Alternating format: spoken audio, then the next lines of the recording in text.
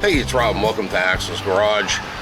Out here with Cosmo today, and a couple weeks ago my wife was driving it and she said the dash, all the warning lights came on the dash and all the gauges went dead. And I have had that problem happen with our other Cherokee, Wanda. And the problem with Wanda was a loose ground battery terminal and a bad ground going from the battery terminal to the body. So I told her to stop it and start it again, and it went away and never came back again. And then I was driving it about a week ago.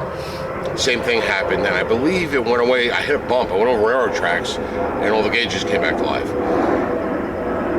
But of course, I ignored it. So today I went and ran an errand. I just noticed over the last couple days, I've been driving this for about 2 days, that it was a little sluggish starting. But it started, but it felt a little sluggish, like a weak battery kind of sluggish.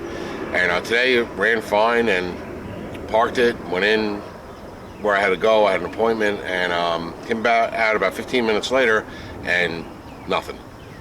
Clicking starter like a low battery, and I had the defroster on, turned the defroster off, and turned the key, and it actually started up, and I made it home.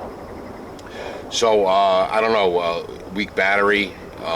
Charging system seems to be working the gauges up at just about 14 when you're running, and when you stopped at a light and you got a directional on, you're seeing a little bounce in the gauge.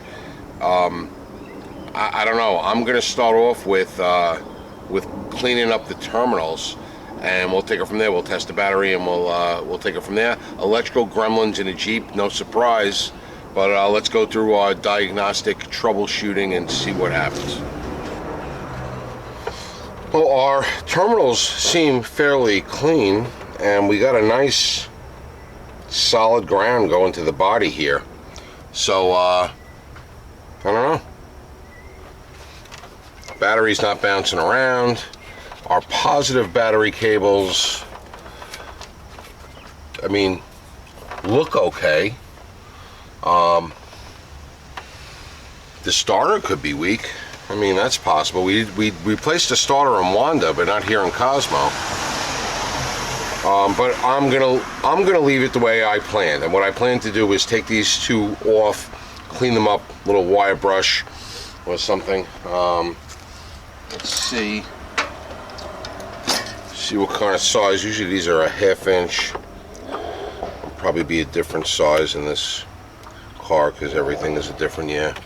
That's not a 1/2 inch. Oh, that one's a 1/2 inch. So this is the positive, and you're supposed to do the negative first, but I'll do my best not to ground out my wrench to anything. They say to do the negative first because if you're spinning the negative off and you hit the body, you're not going to create a short. But if you do that with the positive, you create a short. But if you get the negative off first, then when you're spinning the positive off, it doesn't matter because you're not going to short out. So I got that one loose. This one looks pretty shitty. It's buried in there. Let me grab it on this side. No, that's not going to be a 1/2 inch either. No. Let's see what I got here. I'm going to have to use my universal.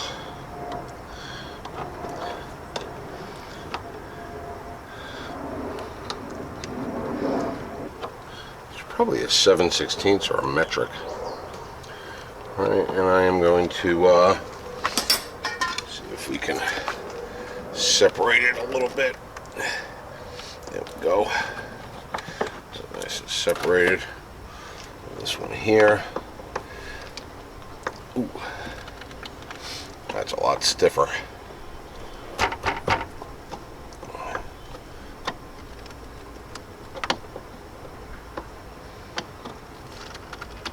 Yeah, this thing could probably use new ends, but not today.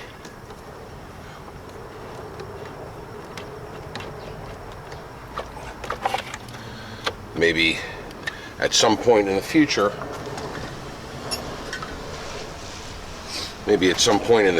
we'll do a cable kit on this. But anyway, if I had one of those twisty thingy, I would use it to clean off these, but I don't, so I'm going to use a wire brush.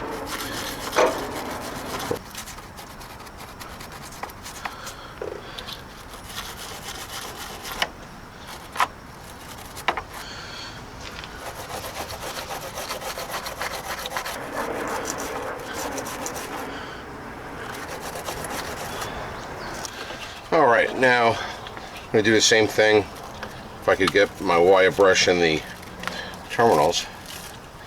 There we go. Like that. Give them a little scratch up there. The oxidation off. Nicey nice. I was actually hoping to find a loose terminal. That would have been nice, because that would explain our issues.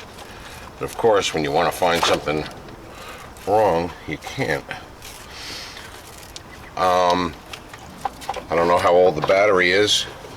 I don't see any. Oh, we do see a sticker. 8 of 15. 8 of 15. That's no good. Or as Charlie would say, no bueno.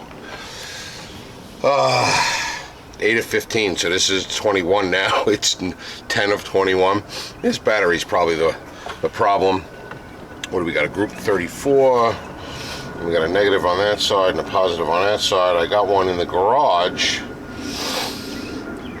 out of the Chevelle, because I put the Chevelle in storage. I think it's a group 34, but I believe my terminals are no. This might be good. I might have a battery for this, but let's see what the deal is anyway. So I cleaned up the terminals nice. Now what am I going to do? I am going to load test it as is. So I drove home from my appointment, didn't do anything. We got a new toy here at Axle's, courtesy of Joe Z. It's the same Joe Z that found us Pearl, and this is a power on. A snap-on D-Tac Plus. Ooh. Seems fancy. Was probably very expensive back in its day. I'm sure this thing has probably been replaced by something about the size of an iPad. But we'll put this on the battery, and let's see if we could find it's even got a little printed readout. Okay, let's see. System test, individual test. Oh, let's go system test, see what that says. Conventional. It's a conventional battery, yes. Battery size. Jesus. 800 cold cranking amps. 800. So we're going to go up. 800. Yes. Monitoring battery voltage. Measuring battery impedance. Load testing. All right, here we go. Yeah, this probably was big bucks back in its day, in a cart and everything. This monster size thing. Probably an iPad does it now. So it's load testing. It's giving me a battery voltage readout, which doesn't look too 12.44. Load test number 2. Oh, it's doing a second load test. Oh, now my battery voltage is way down. I don't know if that's good or bad. Depends on, I guess, what kind of load it's putting on. Battery must be charged. Automatic charging will begin in 5, 4, 3, 2, 1. Boom. Battery test charging mode. Battery voltage 12.23. Current charging 22, 29, 30, 40, 42, 45. 51 amps, holy shit. 62 amps. 66 amps. Damn, okay. Alright, we'll be back when this thing finishes. Alright, well, after about 20 minutes or so, I was in the house. I have a battery system test failed. Continuing system test may result in unreliable data, whatever that means. Which is pretty much telling us what we thought. The battery is trash. So we're going to try to just do a regular charge on the battery, see if that helps, and I'm going to go check the battery I have in the garage and see if it's the same size. So let's get out of here. Let's go with charging menu. Yes. Conventional. Automatic. Checking connections.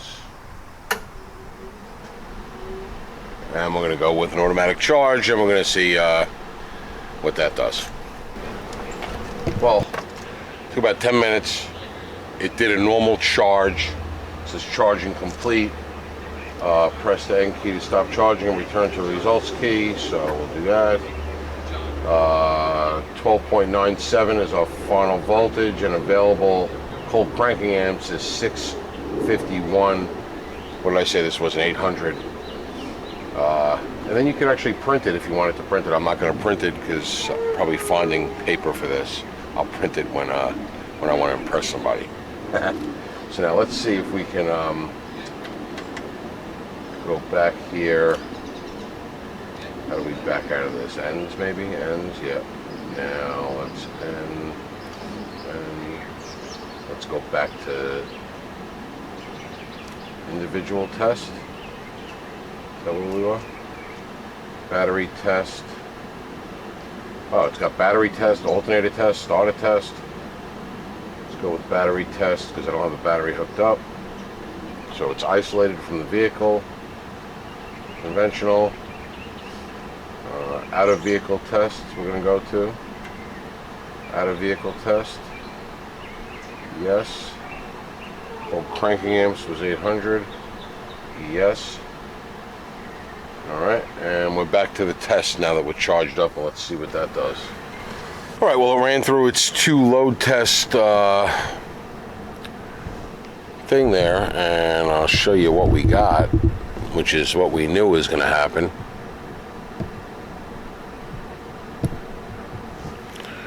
Condition bad. Final voltage 12.27. Available cold cranking amp 650. So we know we got a bad battery. Now the battery we have in the garage, I checked, it's the same size, got the terminals in the same spot. It's out of my Chevelle, which we used in a parade last week. Kind of brought the Chevelle back to life. Didn't make a video on it. Probably should have, but battery was struggling a little bit, and the Chevelle at idle runs at a pretty low voltage, doesn't spin the alternator fast enough. So in a parade, it's always at 12. So I got that battery, I cleaned up the terminals, it's in the garage. I'm gonna see if we can hobble along on this battery for the next couple of days. I got the jump pack in the back just in case, and we're going to give this battery one more charge so that it's good going in, and see if we can get a couple more days out of it. In the meantime, I'll take the charger here and I'll put it on the battery in the garage, and we'll charge that one up, and then later in the week we'll swap it out. I think the battery from the Chevelle is probably it's a 6-year battery, and it's probably about 5 years old too. So we'll see if we can get another year out of that battery before we buy. We bought like 3 batteries this year. I don't want to buy any more batteries in 21. I don't want to wait for 22. If I could get to 22 without buying another battery, I think we did 3 this year. So that's a lot of batteries in 1 year, because you know what happens is, 5 years from now or 4 years from now, it's going to be 3 batteries in 1 year again. So I'd rather kind of try to space them out a little bit. So I'm going to give this one another charge, and then we'll get it hooked back up with nice clean terminals, nice and secure. So let's go. No. I've got to back all the way out. And then I'm going to go to charging menu. This thing is really neat. It's got like a starter test. It's got a alternator test. I haven't played with any of it. This is only the second time I'm using it, and I only used it to charge a battery. So it's kind of neat. Conventional, automatic,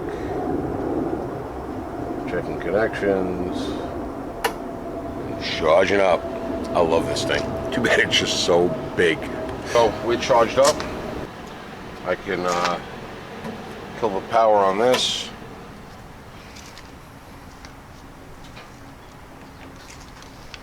And that's as good as we're going to get for now. So back over here, we're going to do my positive first.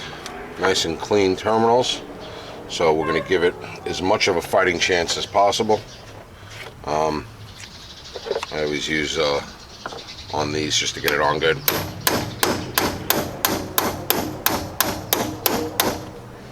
Little socket. So I think that's the only thing I ever used that socket for.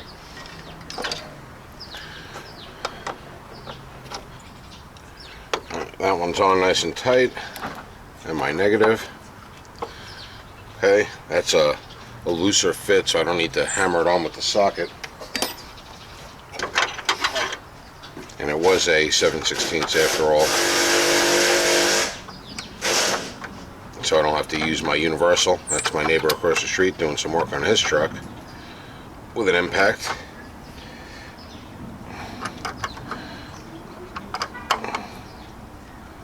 Alright, and that one's on there like that. Now, normally I would take a little corrosion stopper kind of spray, fluid film type of stuff. I kind of like the PB Blaster 1, and I would just spray a little coating on these two. I'm not going to do that because we know we're changing this battery in a short time, so that can go away.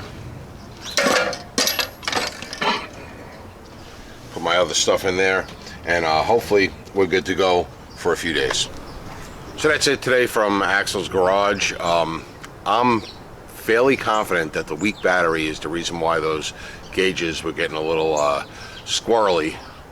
And I think what I'm going to do is I'm going to go in the house now, and I'm going to go on Amazon and I'm going to buy one of those turny battery cleaner thingies, because there's like no reason I shouldn't have that inexpensive tool, and I'll link it in the description below. As always, thanks for watching.